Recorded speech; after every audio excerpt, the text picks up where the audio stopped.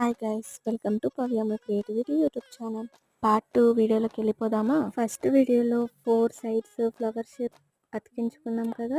ఆ గ్యాప్లలో మనం round shape కుందన్స్ అతికించుకోవాలి. మన ఛానల్ని సబ్స్క్రైబ్ చేసుకున్నారా? సబ్స్క్రైబ్ చేసుకోకపోతే సబ్స్క్రైబ్ చేసుకోండి. చాలా videos, silk thread bangles videos వస్తూ ఉంటాయి ఇంకా మీదట మన ఛానల్లో.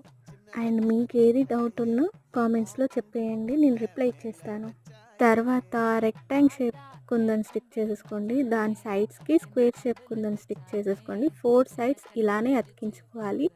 తర్వాత స్క్వేర్ షేప్ పక్కన రౌండ్ కుందన్ షేప్ స్టిక్ చేసేసుకోండి. నేను ఎందుకు ఈ కుందన్స్ తీసుకున్నానంటే మనకి ఇది అన్ని డ్రెస్సెస్ మీద సెట్ అయిపోతుంది కాబట్టి.